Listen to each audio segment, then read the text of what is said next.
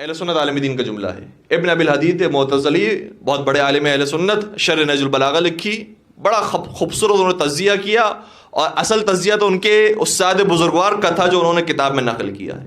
کیا تجزیہ کیا کہ مجھے سمجھ نہیں آتی بات. ایک پوری داستان روایت کے اندر موجود ہے کہ جب فتح مکہ کا واقعہ پیش آیا تو نبی اکرم فتح مکہ کے موقع پہ جب تشریف لائے تو بہت سارے لوگ ظاہری طور پر مسلمان ہو گئے.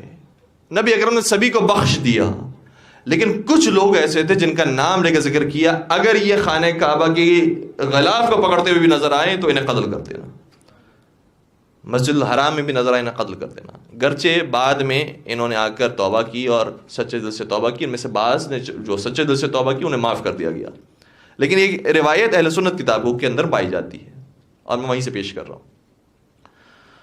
ان میں سے ایک شخص وہ تھا جس کا نام ہے حبار بن اسود. اس نے کیا کیا تھا؟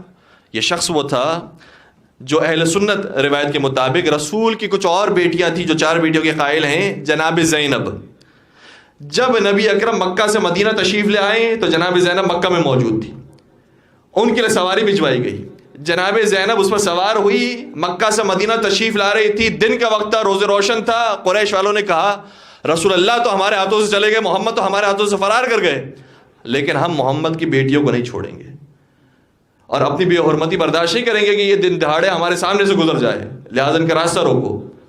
کچھ گھوڑ سوار کو بھجوایا جس میں سے حبار بن اسود سب سے آگے تھا. جیسے ہی یہ پیچھا کرتے کرتے جناب زینب کی اماری کے قریب پہنچا اور نیزہ اٹھا کر گھونپا ہے ایک جانور کو, تو جناب زینب اتنی پریشان ہو گئیں, وہ اس وقت حاملہ تھی, بچہ ساقط ہو گیا. روایت کا جملہ ہے. کہا جب فتح مکہ کا واقعہ پیش آیا تو جن لوگوں کو قتل کرنے کا نبی اکرم نے حکم دیا تھا اس میں سے ایک حبار بن اسود تھا. اس کی وجہ یہ ہے کیونکہ اس نے بنت رسول پر ظلم کیا تھا. کہ یہ واقعہ میں نے روایت میں پڑھا, اپنے استاد کے سامنے تلاوت کی, قرأت کی, کیونکہ زمانے میں طریقہ یہ ہوتا تھا کہ استاد کے سامنے اس کو پڑھایا جاتا تھا. لیکن میرے ذہن میں اچانک سوال آیا, اگر یہ بنت رسول ہے اور نبی فرماتے ہیں کہ اگر یہ غلاف کعبہ کو بھی پکڑا ہوا دکھائی دے تب بھی انہیں قتل کر دو, تو دوسرا سوال میرے ذہن میں یہ آتا ہے کہ اگر فاطمہ زہرا کے قاتلوں کے سامنے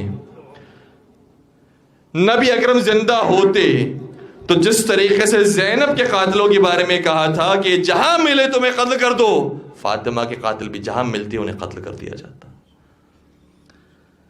اگر ان کے بچے کو سخت کیا ہے اور حکم یہ دیا گیا ہے کہ انہیں قتل کر دو, تو زہرا کا بھی لال سخت ہو گیا. 1/7 سادات شہید ہو گئی ہیں اس سخت ہونے سے.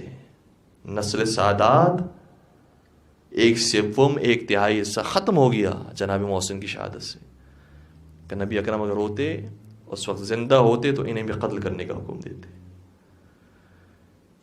تو خود برادران اہل سنت کے بڑے بڑے علماء نے اس بات کا اعتراف کیا ہے کہ ہمیں یقین آ جاتا ہے یہ واقعہ اگر دقت سے دیکھا جائے تو یقیناً وقوع پذیر ہوا ہے, بنت رسول پر ظلم ڈھایا گیا ہے.